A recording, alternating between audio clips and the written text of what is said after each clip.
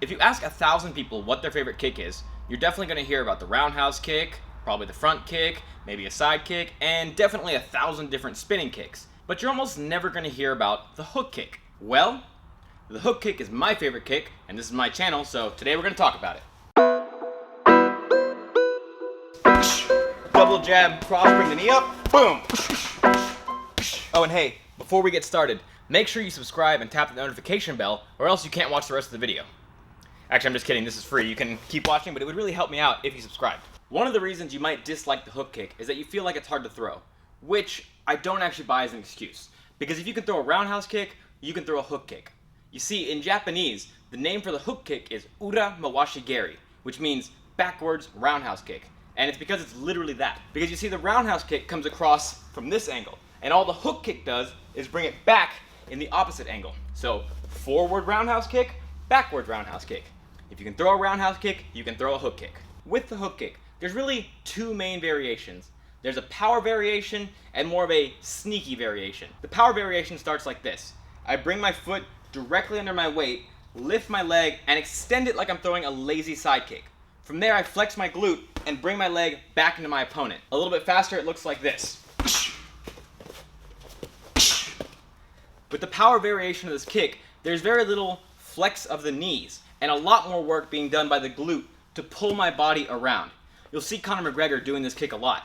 All you do is shuffle in, bring that leg back. The power variation of this hook kick is more like a baseball bat type motion. I'm driving a straight leg back into my opponent, not unlike the Thai style roundhouse kick. You can find a lot of success with the power hook kick. However, because you're extending your leg so straight, someone who knows how to read that kick can grab you and sweep you pretty easily. So for that, we have the sneak hook kick. To do the sneak hook kick, what you want to do is start in more of a traditional boxing style stance.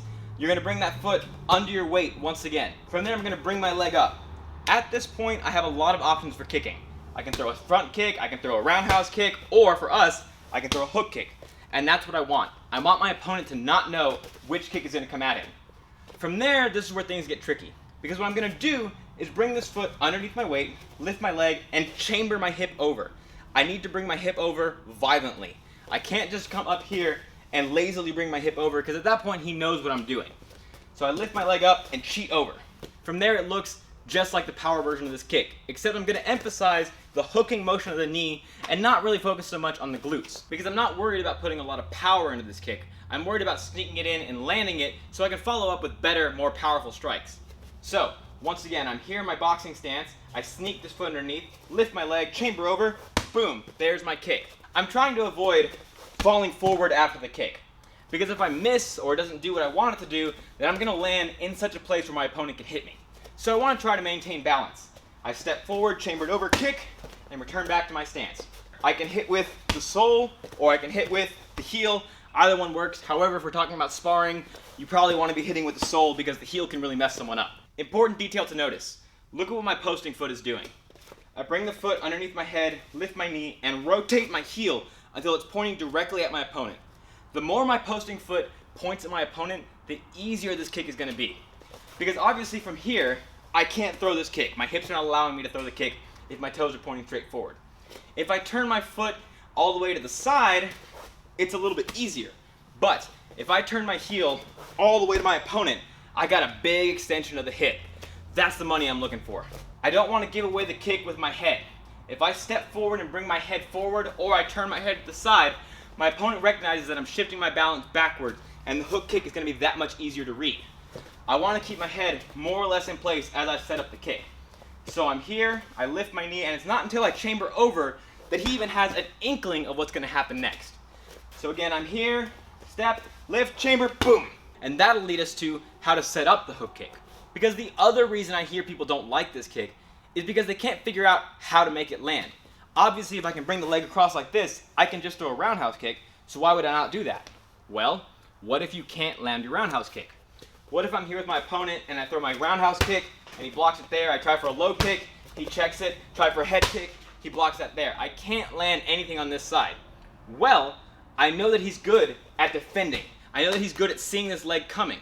So I need to change the angle on him. I'm going to be here in my stance. I'm going to throw a low kick. I'm going to throw a body kick. I'm going to get him distracted on this side. My third time, I'm gonna sneak the leg around, throw the hook kick. It's a very easy combination. Even if he checks the low kick, he has to know that could have been dangerous. Even if he blocks the roundhouse kick, he has to know that could have messed him up. That way, when I sneak over for the hook kick, he's more concerned about the roundhouse kick, so he can't read that I've chambered it over. So one more time with a little speed, I go low kick, body kick. Neither one of those works, so I cheat over. That's how you would set up your hook kick. You make him respect the roundhouse kick, then you cheat the angle, come back with the hook kick. So that was setting up the hook kick using your kicks. But what if you don't have a kick-heavy style? What if you want to set it up with your hands? Don't worry, I've got you covered. So we're going to be right here. We're going to go double jab, cross, finish with a push kick. For right now, we're going to assume that push kick didn't land. Maybe he checked it, maybe he blocked it, but it doesn't matter, it didn't work. However, I'm not worried about it because I've already planned on throwing my hook kick. So, first time I go double jab, cross, push kick. All right, that didn't work. So I'm going to go now double jab, cross, and sneak my rear foot underneath my head. This should look familiar to you. I'm going to put my heel down, lift my knee, cheat it over. There's my hook kick. So one more time with a little speed. I go double jab, cross, push kick. That didn't work. Double jab, cross, hook kick. You need to bring your knee straight up both times. Both when you throw the push kick and when you throw the hook kick. Because if I throw this combination, but cheat this leg over, he's going to recognize that something's going to happen on this side. And that's not what I want. So I go double jab, cross, push kick. Second time looks just like the first. I go double jab, cross, lift the knee up, boom. Make sure he's distracted by the hands. Make sure he's worried about the push kick, and everything looks the exact same both times.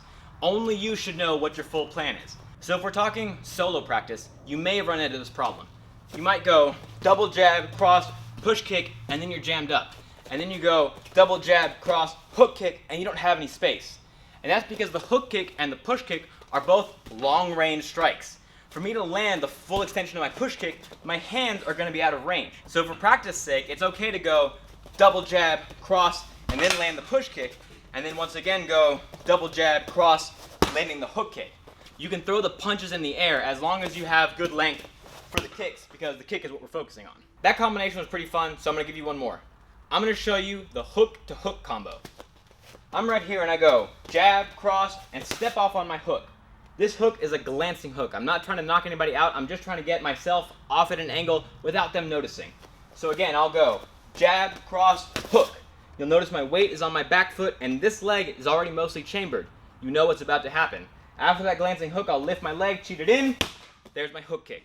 I'm starting out face to face with my opponent, but I'm using my hooking hand to hide the fact that I'm stepping out to set up the angle for my hook kick. So if you're having trouble landing the hook kick, maybe it's because you're not good at sneaking your hip over to throw it from straight on. And that's fine. Just step off to create the angle. There's your hook kick. One more time all told. It'll be jab, cross, step off with that hook. There's your hook kick. Once again. So there we have it, y'all. There was a breakdown of the hook kick with both a power variation and a sneak variation, as well as 3 combinations you can use to apply it in your sparring. And I don't just say the hook kick is my favorite just to be contrarian. I do genuinely think it's a valuable kick that a lot more people should be applying in their sparring. I just think it takes proper practice and learning the correct application, which I hope I showed you today. And if you're looking for a channel that will show you the application of those traditional martial arts techniques and combines them with the practicality of combat sports and the reality of self-defense, then please go ahead and subscribe, like, leave a comment, tap the notification bell, do all the things that YouTubers want for you guys to show support. As always, I want to thank you guys for the hard work. Thank you for the hard work yet to be done, and I'll see you next time. Boom!